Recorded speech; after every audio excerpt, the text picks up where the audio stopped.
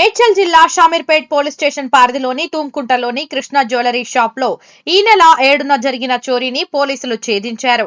ఈ సందర్భంగా Shamirpet police station లో నిర్వహించిన మీడియా సమావేశంలో మేడ్చల్ డీసీపీ కోటిరెడ్డి వివరాలు వెల్లడించారు. చోరీకి పాల్పడిన వారిలో ఇద్దరిని అదుపులోకి తీసుకోవడం జరిగిందని, మరో ఇద్దరు పరారీలో ఉన్నారన్నారు. వీరంతా రాజస్థాన్ కు చెందిన శంకర్ సింగ్, జలం సింగ్ లను అదుపులోకి తీసుకోగా హనుమంత్ సింగ్, శంకర్ సింగ్ పరారీలో ఉన్నట్లు వివరించారు. జీవితంలో ఒకేసారి సెటిల్ అవ్వడానికి చోరీ చేశారు. సాంకేతిక మరియు సీసీ కెమెరాలో కేసును ఛేదించారు. వీరి వద్ద నుండి 11.5 తులాల బంగారం, 46 కిలోల వెండి, ఒక పల్సర్ బైక్, 2 ఫోన్లు స్వాధీనం చేసుకున్నామని డీసీపీ కోటిరెడ్డి తెలిపారు. 6-7 ఇంటర్వ్యూనింగ్ నైట్లో షామీర్పేట పోలీస్ స్టేషన్ పరిధిలో కృష్ణ జ్యువెలరీస్ నగల దుకాణంలో షట్టర్ లిఫ్ట్ చేసి దొంగతనం చేసినటువంటి కేసులో ఇక్కడ షామీర్పేట పోలీసులు మరియు CCS Medchal, CCS Balanagar, DI Pet Basheerabad, DI Alwal అందరూ టీమ్గా ఏర్పడి ఆ రోజు నుంచి కూడా దాన్ని ప్రాపర్గా వర్కౌట్ చేసి ఫోకస్డ్గా సుమారుగా 300 కెమెరాలు సెర్చ్ చేసి వాళ్ళని ఈ కేసు డిటెక్ట్ చేయడం జరిగింది. ఇందులో మొత్తం 4 రాజస్థాన్కు సంబంధించినటువంటి 4 నేరస్తులు ఇందులో పాల్గొన్నారు. వాళ్ళ యొక్క వివరాలు చూస్తే మనకి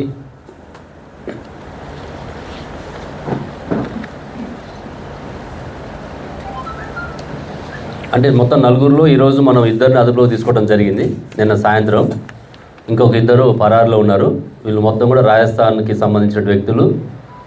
ఇక్కడ కొద్ది రోజులుగా 2-3 నెలల నుంచి వాళ్ళు డ్రైవర్గా పనిచేసుకుంటూ ఈ ప్రాంతంలో రెక్కీ చేసుకుంటూ దొంగతనాలు చేయనటువంటి ఉద్దేశంతో వాళ్ళు ఒక పథకం ప్రకారం రావడం జరిగింది.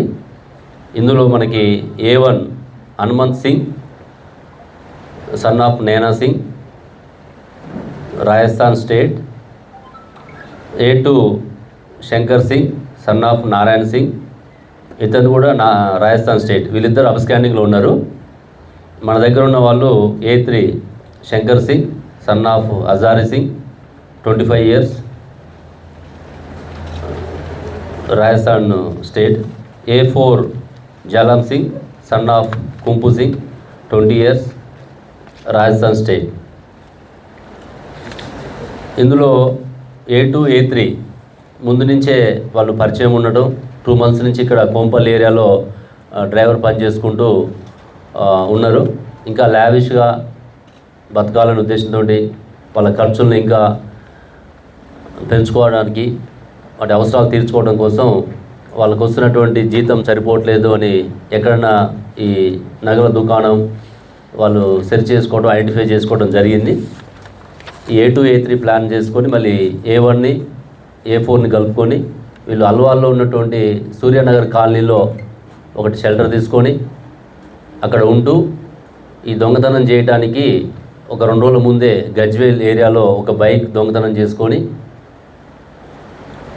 వీళ్ళు ఆ సూర్యనగర్ కాలనీలో ఉండి ప్లాన్ చేసుకొని ఇక్కడ షామీర్పేట లిమిట్స్లో ఉన్నటువంటి హైవే పక్కన కృష్ణ జ్యువెలరీస్లో 6-7 ఆ నైట్లో దొంగతనం చేయడం జరిగింది. నెక్స్ట్ డే మార్నింగ్ అక్కడ వాళ్ళ షాప్ వాళ్ళు చూసుకొని ఇమీడియట్గా ఇక్కడ కంప్లైంట్ చేయడము. మన వాళ్ళు ఆ రోజు నేను లీవ్లో ఉన్నప్పుడు కూడా బాలానగర్ డీసీపీ గారు, మా అక్కడ ACP Pet Basheerabad Ramulu, CI, DIs, crime teams అందరు కూడా విజిట్ చేయడం జరిగింది. తర్వాత నేను కూడా నెక్స్ట్ డే విజిట్ చేయడము, అందరికీ గైడ్ చేయడం జరిగింది. టోటల్ ప్రాపర్టీ వాల్యూ ఆ రోజు మనం 18 lakhs ఎఫ్ఐఆర్లో తీసుకున్నాం. ఇప్పుడు దాదాపు ఒక 70% రికవర్ అయింది. ఇందులో ఇంకొక మిగతా ఇద్దరిని కూడా అదుపులో తీసుకుంటే రిమైనింగ్ ప్రాపర్టీని కూడా రికవర్ చేసే అవకాశం ఉంటుంది. ఇప్పుడు చెప్పాను, ఇప్పుడు ఈ ఇద్దరి మీద అయితే లేవు, మిగతా ఇద్దరి మీద కూడా వాళ్ళు దొరికితే మనకు తెలుస్తుంది. అంటే వాళ్ళ మీద కూడా ఏం లేవని మనం అనుకుంటున్నాం. అంతేనా రాజు? నగదు ఏం లేదు. ఆ రోజు షాప్లో పోయింది ఓన్లీ ఐటమ్స్ అయిపోయినాయి, గోల్డ్ అండ్ సిల్వర్ ఐటమ్స్ అయిపోయినాయి.